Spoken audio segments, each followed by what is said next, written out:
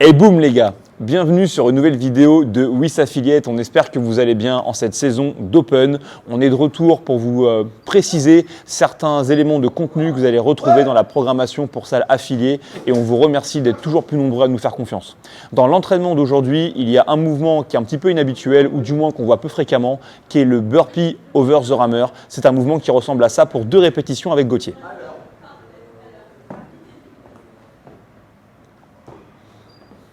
Le concept est simple, il s'agit de s'allonger au sol, se remettre dans une position debout ou du moins simplement sur les 2 pieds au sol, franchir le rameur et répéter cette séquence. Ce qui est un petit peu différent par rapport à d'habitude, c'est l'objet qu'on va être amené à franchir et c'est un objet qui peut s'avérer quand même relativement dangereux pour beaucoup d'athlètes dans la mesure où si vous tapez dedans, il ne va pas tomber, c'est vous qui allez tomber.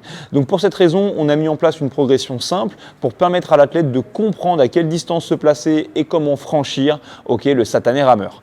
Première étape, on va travailler que en step en faisant un burpee et un step over the rammer, ça ressemble à ça.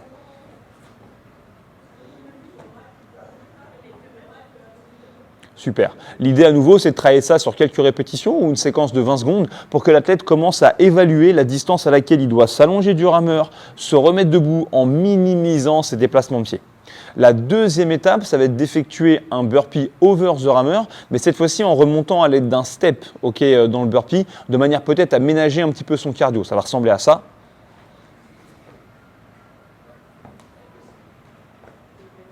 Le fait d'amener à nouveau un pied vers l'avant, c'est potentiellement ce qui va permettre à l'athlète de se rapprocher un peu du rameur et d'avoir simplement besoin de minimiser la hauteur de son saut. C'est quelque chose qui peut être très commode pour éviter à nouveau de piétiner et de perdre du temps. Enfin, dernière étape de la progression, effectuer un burpee over the rammer, cette fois-ci sans step, ce qui ressemblera à ça pour 2 répétitions.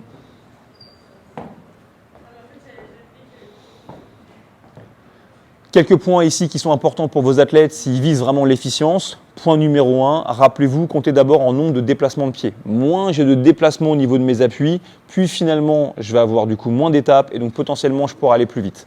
Deuxième élément à prendre en considération, c'est vraiment la hauteur du saut. Aujourd'hui, il n'y a absolument pas besoin de se redresser dans le saut. On voudrait garder le centre de gravité le plus proche possible du sol. Et comme ça, on a un petit peu moins de fatigue. Et puis un dernier point qui est plus de nature stylistique, mais pour ceux qui vraiment sont là, pensez vraiment à travailler le relâchement. Il faut être relâché quand on tombe vers le sol, chercher à rebondir du sol. Autant d'éléments qui vont vous aider à faire plus de reps en un minimum de temps.